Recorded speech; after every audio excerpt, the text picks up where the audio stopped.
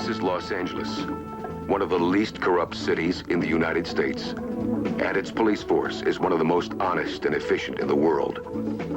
But it wasn't always so.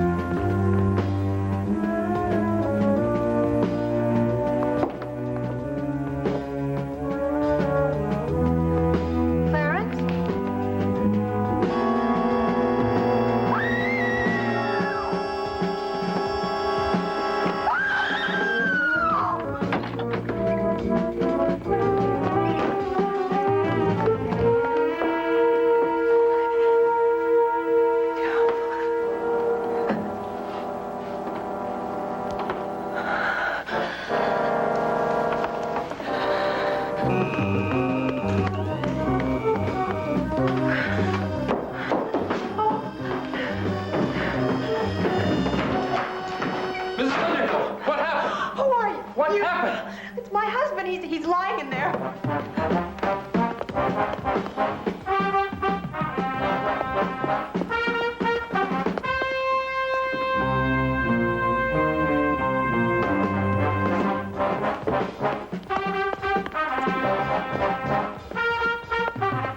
Operator, no, you don't understand. Please. Hello, operator. This is an emergency. Yes, I need an ambulance at 4737 Los Feliz Boulevard. Then notify the police that a man has been shot. Thank you. Who are you?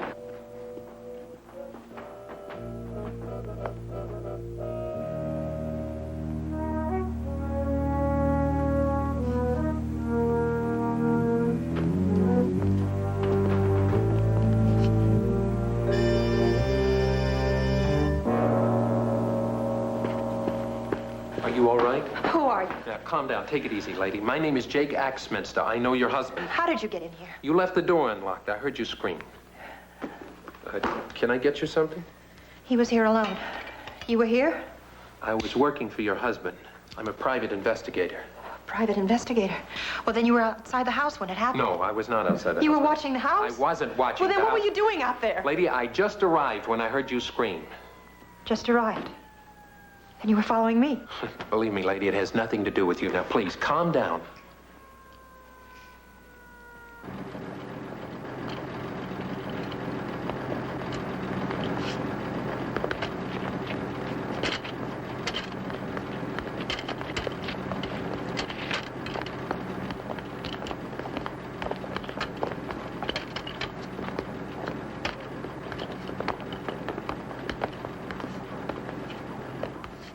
May I go to the hospital with my husband?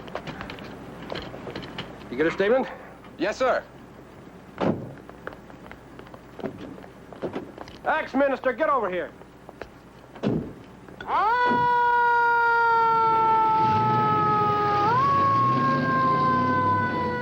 you mind telling me how come you were in the street just when she found the body? Lieutenant, I was tailing her. I heard her scream. As a private detective, I tend to notice little things like that. You were hired by the old man to bird dog his pretty young wife. Pretty hot number for an old goat like him. What was she doing, giving it away? I wouldn't know. I was just hired this morning. He didn't take me into his confidence. He just asked me to report on where she was going, who she was seeing, and what she was doing with her time away from home. You didn't bother to ask why. Oh, Lieutenant, I did. I grilled him like crazy. I shook him, I grabbed him, I beat up on him, but he just wouldn't tell me. Jake, I hope you're lying to me. Lieutenant Quinn.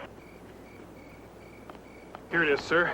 Sherman automatic with silencer. I can see what it is, kid. Get it down to the lab. Get over there and make sure no one tramples around there till daylight. Maybe we can get ourselves a footprint. You still here? You got a buck on you? Huh? I just wanted to make you a bet that you're not going to be able to trace that gun.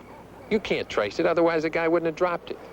And as far as those footprints go, you're not going to find anything. The ground out there is very, very hard. Beat it. I'm just trying to be helpful, Lieutenant. Good night.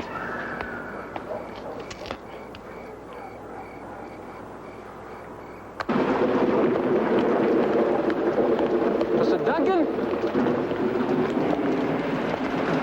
You George Duncan? What? You look like you spent the night in a yes room. Who are you? I'm the guy that got you out. I don't know you. I'm a private investigator. I was hired by a third party to bail you out, and I'm going to take you to your attorney's office. My attorney. Yeah, you look like you need one. Come on. Well, don't stand there in the rain. I'm going to have to buy you a rubber duck. Come on, let's get out of here.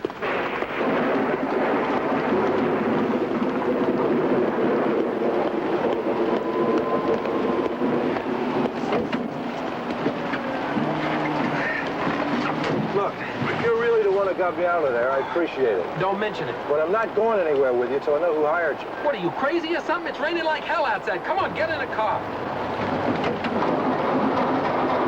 Damn thing's flooded. I'll tell you who hired me, Mrs. Underhill. Velma?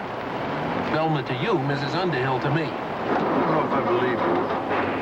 Look, I know it seems strange to have the money for your bail come from the wife of the man you're supposed to have shot. She's also paying for your attorney. I don't know anything about it.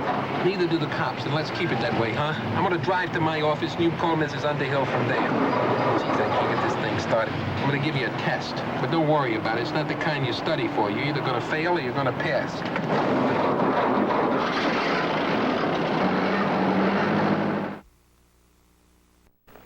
Well, where were you 2 nights ago? At home. Alone. According to the cops, you had a date for dinner with some friends. You called up and broke that date. How'd you know that? We got your sheet from the police. This thing cost me 25 bucks. Now, you told your friends that you had a meeting with the vice principal. He doesn't remember anything about that. You lied to your friends. Why? Because of the phone call. What phone call? From Clarence Underhill. What? Underhill called you the night that he was shot? Yeah. Did you tell the cops about this? Of course. Why wouldn't I? Mike, it's not in here. I'm stiffed again by Quint. What was this phone call about? He said he knew about Velma and me and wanted to come and talk to me about it. I told him I had an engagement. He lied to my friends. I couldn't tell him I was going to be a man who thought I was having an affair with his wife. He said that he thought you were having an affair with his wife? No, but the tone of his voice did. And Velma and I'd been spending a little time together. So it surprised me when he got the wrong idea. Was it the wrong idea? Yes! She was taking a class from me at Hollywood High. An evening class. One night, she stayed after to ask me some questions. We went out for coffee. After that, she stayed to talk. Nothing more, nothing else. We were not having an affair. Well, her husband thought that you were, and obviously the police do, too. I'd like to know where they got that idea. Let me ask you this. That voice you heard, Underhill's phone call, did you recognize it? I never heard his voice. Then you really don't know whether it was Underhill or not, right? No. What does that thing say? It says he's telling the truth. Some people can beat these machines, Jake, but not very many. Unless he's a pathological liar, I'd say the odds are 80-20 everything he says is true. It's too bad it can't predict the weather. Okay, Mike, he's all yours. Now we go to work, Mr. Duncan. You don't believe me, either of you. I don't have to. I'm your lawyer. Let me ask you something. Could that voice that you heard, one on the telephone, could that have been a woman's voice? I don't think it could have been. It was too deep to be a woman's voice. You know, Mike, if Underhill dies, the count goes to murder one. Somebody's bound to ask who put up the bail money, so you better have a story. You still don't believe me, in spite of this blamed machine. Look, Mr. Duncan, you could be a pathological liar. Or somebody could be framing you. I don't know.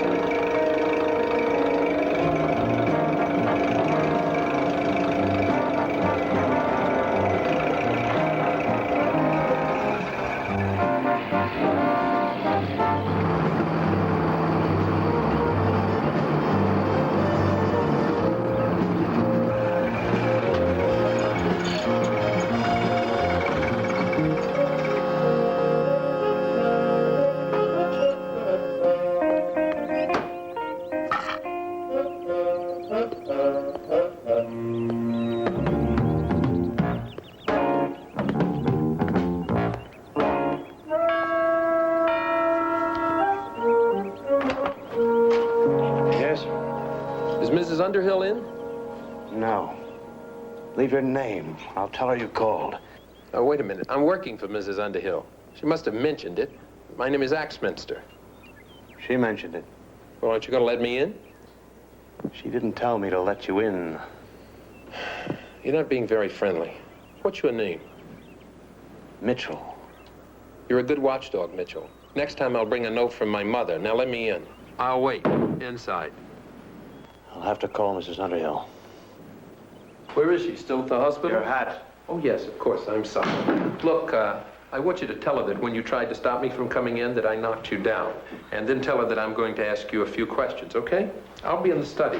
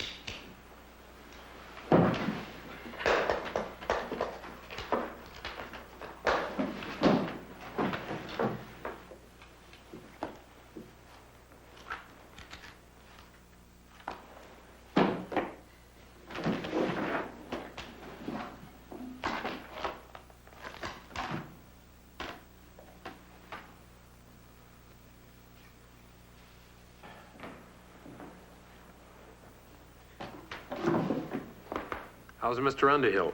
He's still in a coma. Mitchell, I want to ask you a few questions. How long have you been with Mr. Underhill? Ever since I was 16 years old. Mrs. Underhill tells me that he used to run a medicine show and that you were his shill. His assistant. His assistant. Then he got rich and made you his butler? How did he make all that money? You've heard of Gastro Seltzer, haven't you? Gastro Seltzer, huh? You know, I use that stuff myself from time to time. Wait a minute, didn't a big outfit buy him out for about $10 or $15 million? Mr. Underhill sold the company. What were you doing the night he was shot? It's my night off. I went to the Orpheum. Alone? I go out once a week. I go alone. Go Go once a week, huh? So there must be somebody there who could identify you, right? Right. I want to check on that. Now, Mr. Underhill, after he sold the business, what did he do with his spare time? He worked on his gadgets. He liked to invent little time savers. This gate, the one out here in front, the automatic part, did he rig that up? Yes. How does that work? Photoelectric beam. A what? A photoelectric eye. When the beam is broken, the gate opens. Is there anything else? Yes. Who's this lady? It's his daughter, Faith. Thank you, Mitchell.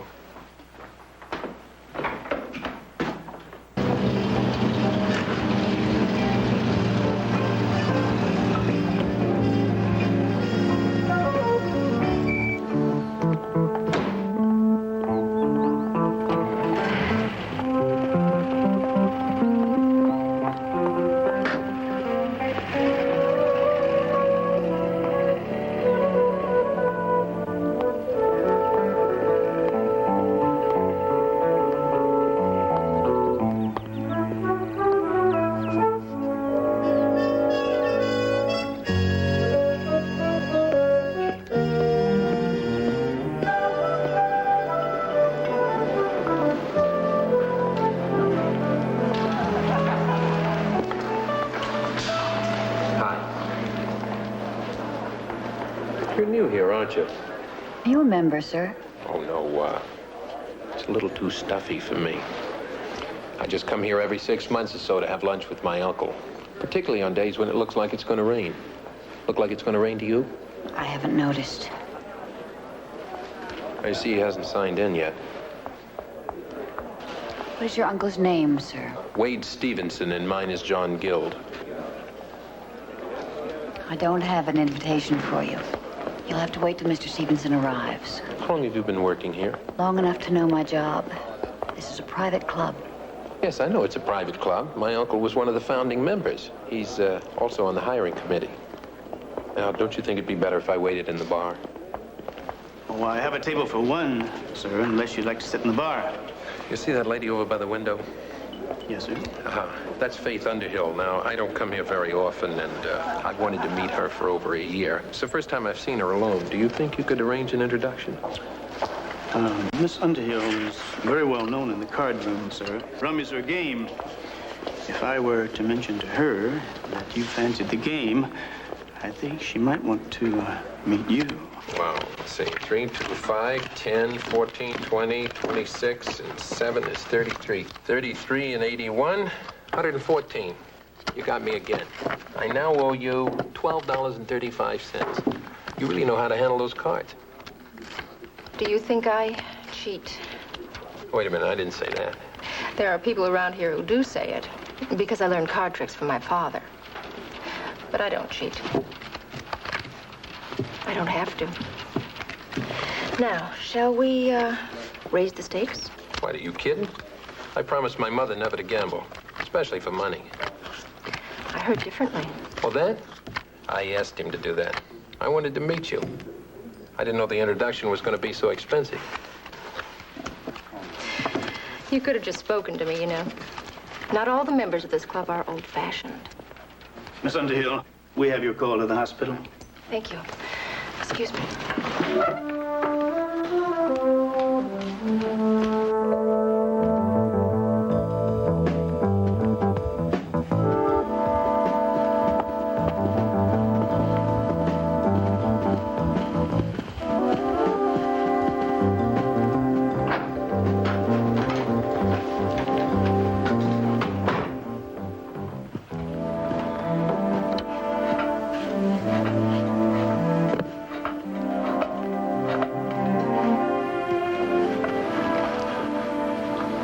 Floor, please. Yes, this is Miss Underhill. I'm calling about my father. All right, well, if there's any change during the night, please call me at home. Thank you. How's he getting along? About the same. Coffee? I think I better be going. It's getting late. Thanks a lot for having dinner with me.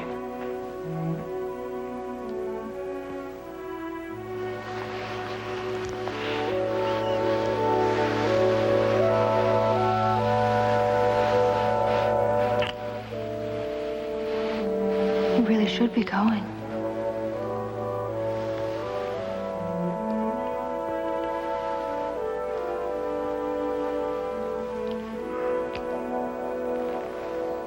What hotel you staying at this time, honey? The Marquis? Oh. Well, listen, Rose will be calling in about a minute. I'll give her the message, okay? Bye. David. How'd it go? It's still going. Now listen, come on in here. I want you to make a phone call for me. Okay, but take your clothes off. What? I said we've only got 10 minutes. Take your clothes off. What are you talking about? Well, I tried a new rental agent, and I got these clothes for 12 hours for $1.25.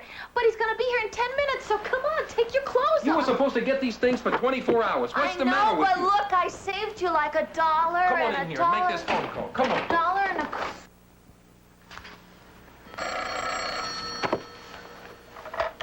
Hello? Miss Underhill? Yes. Who is this?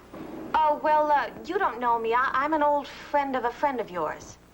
What are you talking about? Who is this? Don't hang up, Miss Underhill, till you hear what I have to say. Your new friend's name is not John Guild, and he isn't a member of your club. His name is Jake Axminster. And, maybe you'd like to know what he does for a living? He's a private detective. If you don't believe me, you can look it up in the phone book. It's spelled A-X-M-I. She hung up. You were terrific. I don't know how the movies missed you. You know, sometimes I'm not sure I like you. I mean, that call probably scared the hell out of her.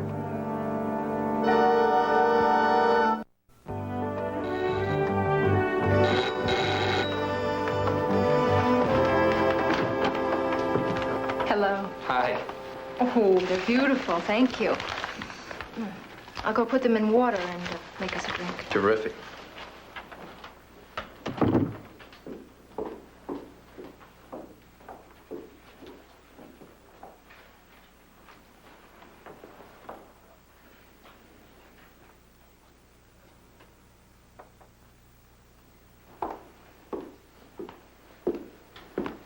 I want to talk to you. Are you John Guild or Jake Axminster? I guess I owe you an apology, huh? Well, an explanation. No, an apology. That call you got this afternoon came from a friend of mine, my secretary. I asked her to do that. Your secretary? Mm-hmm. You did this on purpose? Yes. You see, I had to know whether or not you had anything to hide. If you did, you would have pretended that you didn't get that call. So I guess you had nothing to hide. I certainly don't know what you're talking about, but, goodbye, Mr. Axminster. Wait a minute. Don't you want to know why? No, I just want you to leave. Oh, hold on. Look, I'm a private investigator. I know what you are. I don't care what you are. I just want you to get out of here. I'd appreciate that very much. You frighten me and upset me, and I don't care to see you ever again. Look, I was hired to find out who shot your father. Congratulations. Your methods are extraordinary. But what possible connection could there be between me and what happened to my father? I'll tell you what the connection is. You saw George Duncan with your stepmother. You went and told your father about it, then you went and told the cops. You said they were having an affair. That's right. They were. I told the truth. Oh, you think it was the truth. But George Duncan says otherwise, and I tend to believe him. Well, you're welcome to believe anything you want. Look, they did say that they went out 2 nights a week after classes to have coffee. They never tried to hide that, but that doesn't make them lovers. What makes you so sure that they were? My, stepmother, as you prefer to call her, used to sneak out of my father's house at night after he'd gone to bed more than 2 nights a week, I can assure you. And she'd stay out for several hours. Then she'd sneak back in, go to bed, and never say a word about it to my father. Now, how do you know that? You had a fight with your father before the wedding, a big fight. You haven't been in that house for over a year. Mitchell told me. He was afraid to tell my father for fear it would kill him to know his precious floozy was making a fool of him. But Mitchell told me. Mitchell told you?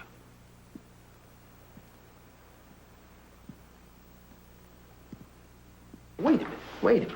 I don't get it. You're a little slow for a man in your profession, aren't you? Oh, wait a minute, lady. What are you, some kind of a genius? Goodbye.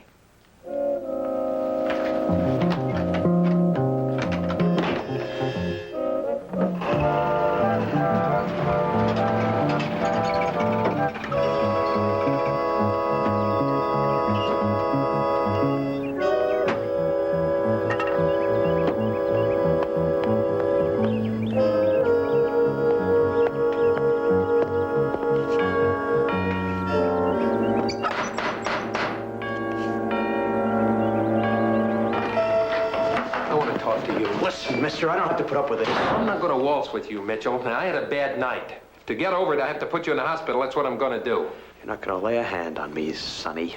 I made a friend of yours very unhappy, and it's a damn shame, because it didn't have to happen.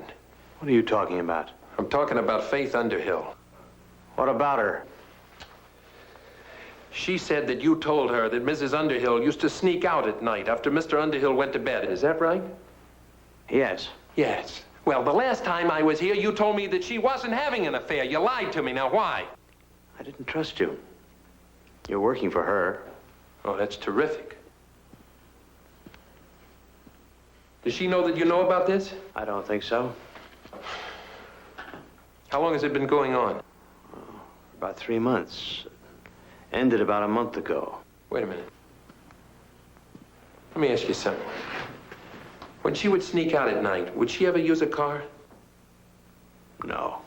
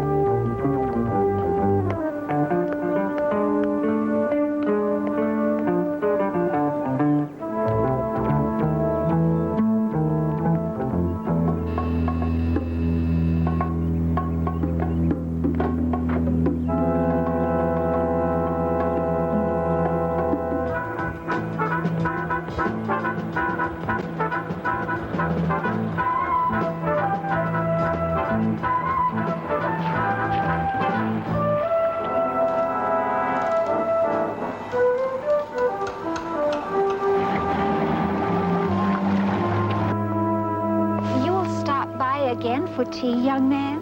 Oh, Mrs. Halberstam, you've been a big help to me, and I really appreciate it. Oh, anytime at all.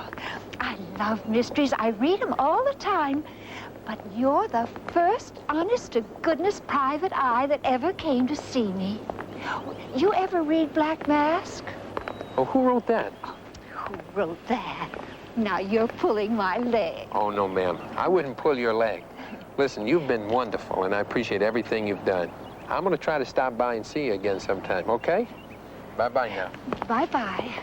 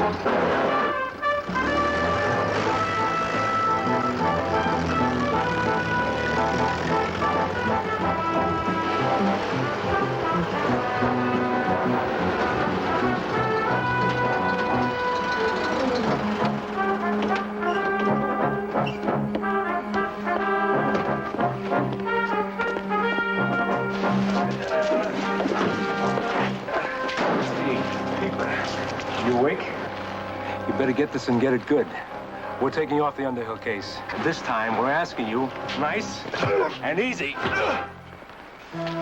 You don't lay off. We got orders to give you a second helping. And you won't crawl away from that one. You got it?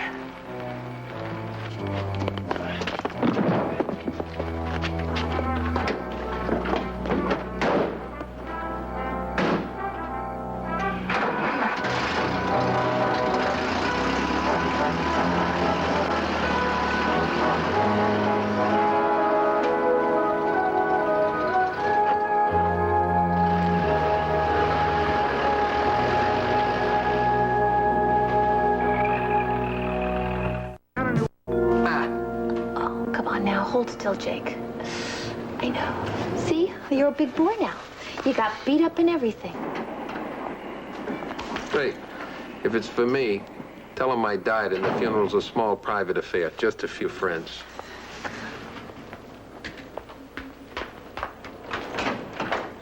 Hello. Hello. I'm Faith Underhill. Oh, boy. Oh. You're the one who called me, aren't you? Look, Miss Underhill, Never mind. It doesn't make that much difference. Do you know where Mr. Axminster is? Is he here? Is he all right?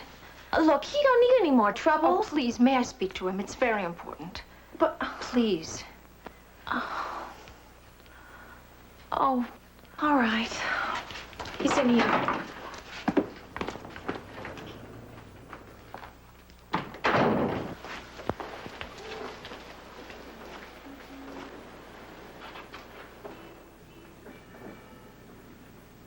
I know. I deserve it.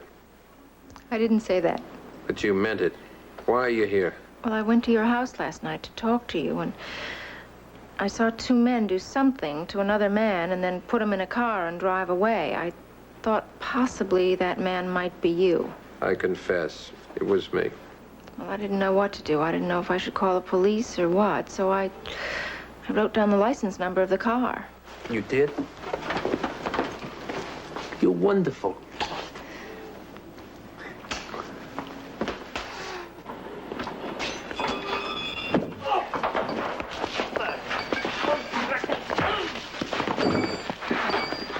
Remember me, huh? Remember last night? Who hired you? Out of your mind. You want me to pop your back now, huh? Is that what you want? I don't know. All right, have it any way you like. All right. It's Velma. Velma called me. You could have fired me, you know. I was working for you. You want me to stop? I stop. A lot of weird things have happened to me in this business, but this is the first time a client has ever hired muscle to get me to quit a case. What are you saying? Oh, please, come on, lady. Don't lie to me anymore. You want me off? I'm off. I'll send you a bill. Mr. Axminster, please. Give me a minute to think. I haven't been sure of anything since my husband was shot. I've done a terrible thing. I did hire those men. To scare you, not to hurt you. Well, they did both. I'm convinced. Wait, please. I was wrong. I still want to know. I've got to know who shot my husband. When I saw you across the street talking to Mrs. Halberstam, I got frightened. Of what? Did I put it all together? Hey, look, lady, I know you were having an affair, just not with the guy the cops thought you were. Your neighbor used to see a car down at the end of the street on those nights that you would sneak out after your husband had gone to bed. All right. I won't deny it. I was seeing a man. I didn't tell you about it in the first place for fear you'd suspect me. But it's over. And the man I was seeing couldn't possibly have shot my husband. I'm sure of that. Yeah, well, I don't give a damn. Like I said, I'll send you my bill. No, please. I'll double your fee if I have to. What are you, crazy? You think $50 a day is gonna buy me off? Maybe I am crazy. What I did to you certainly was, but I'm not trying to buy you off. I want you to find out who shot my husband. I swear I'm not lying to you. I'd like to believe you, lady, because $50 a day is a lot of money. But it's bad for my reputation if I lose a client to the cops. So you're on your own, Mrs. Underhill. I'm quitting.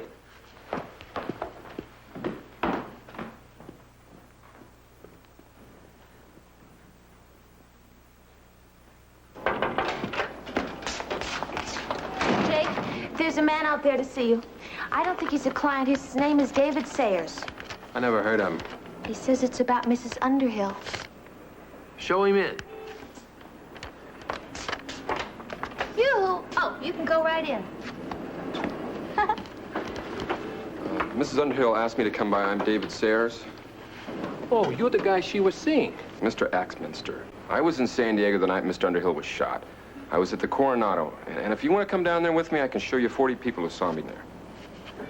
Would you sit down a minute? Sure. Marcia, call George Duncan. Yeah, Jake. All right, I'll try. Put him on. Mr. Duncan, I don't really understand what this is all about, but I'm supposed to say this to you. I know all about you and Velma, and I'd like to speak to you about it. I'll be over to your place in a half an hour. Okay? It's me again. It's not the same voice. You sure? Guy can disguise his voice in 100 different ways. I'm positive. The voice that night was completely different. I don't see how it could possibly have been the same man. Great, but that doesn't help you a bit. Mr. Sayers, appreciate it. Thanks very much. Tell Velma when you see her that I'm back on the case. Well, I won't be seeing her.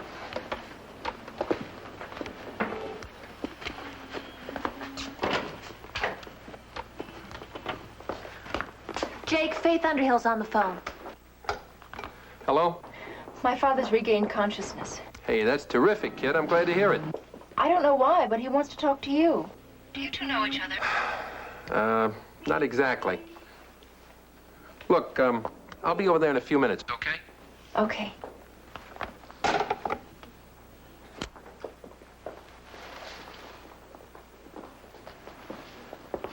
So you've been trying to figure out who gunned me down. My daughter tells me Velma hired you. Does she know you'd been working for me? Sure, I told her. I figured as much. I don't suppose you found out anything that I might want to know. Mr. Underhill, I really wasn't on the case that long. You got any idea who might have shot you? A few people have said they wanted to kill me. That was a long time ago.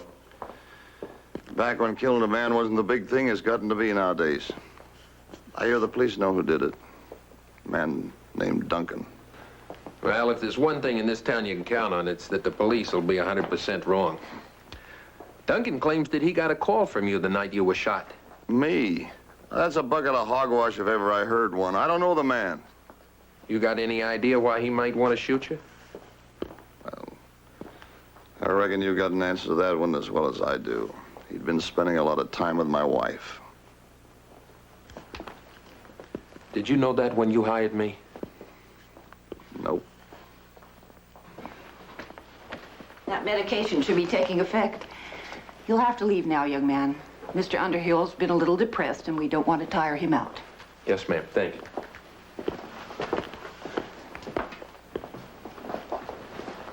Could you hear him? That was the voice I heard on the phone. You're sure? No mistaking. Then I think I know who shot him.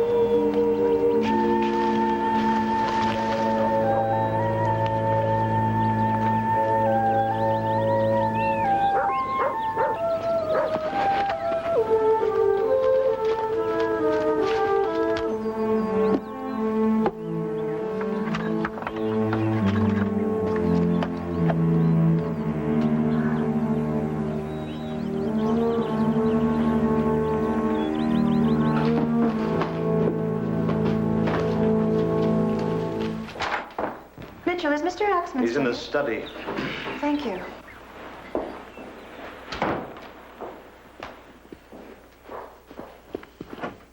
You were at the hospital today talking with my husband. Why? Because he asked me to. Come in, Mrs. Underhill. What did you say to him? I don't think that matters. Come in. I want to show you something. Is this your husband's? No, it's one of mine. There are no ashtrays in this room, right? My husband doesn't smoke. And yet there's a cigarette lighter on the desk. Do you know why? No. What are you doing?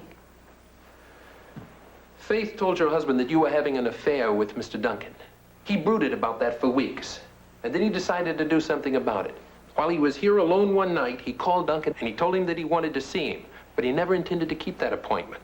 What are you trying to say? I'm trying to tell you that nobody shot your husband. He shot himself.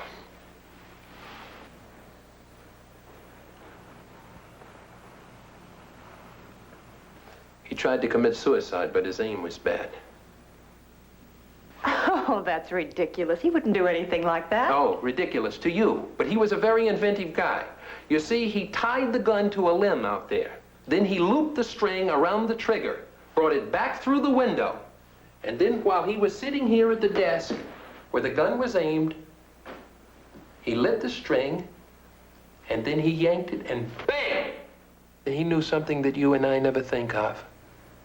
The way string burns, it leaves no ashes, no burn marks, nothing. The string burned itself across the room, out the window, up to the tree, and when it burned itself out, the gun dropped to the ground. I guess it wasn't enough that he wanted to take himself, but he wanted to take Duncan with him. Wait a minute, where are you going? Wait a minute. I've got to get to the hospital. When he called this morning, he asked me to bring him amibarotol. He said they wouldn't give him anything to help him sleep.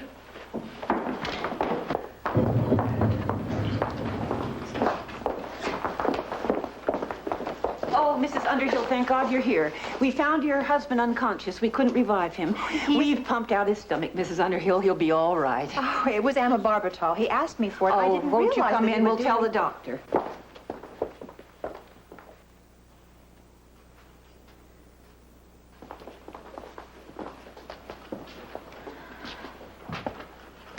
Why would he want to kill himself?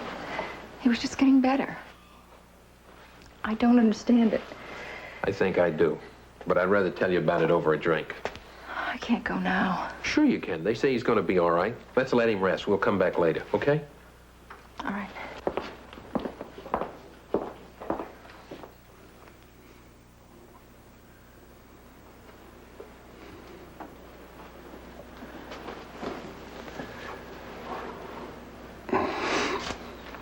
Can't seem to do anything right anymore. Yeah. Never thought I'd see you two in the same room together. Dad, there's something I want to say to you. Go ahead, say it. I love you. And the things I said about Velma weren't true. I hope you can forgive me someday. And they never will be true. I love you.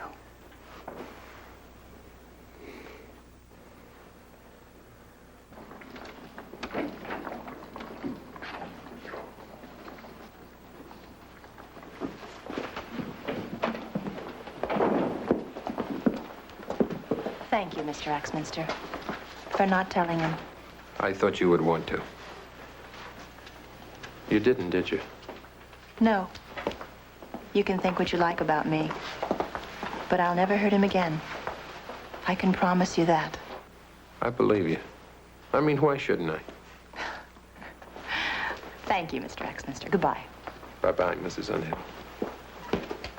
Hey, don't forget, I'm going to send you that bill.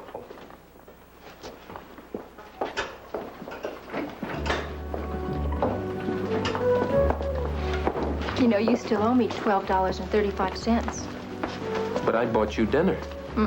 That doesn't count. I'll give you a chance to win it back, though. You cheat. I do not cheat. Well, maybe once in a while. I guess it runs in the family. I'm glad you said that and not me. Come on, you can buy me dinner again. And again. And again.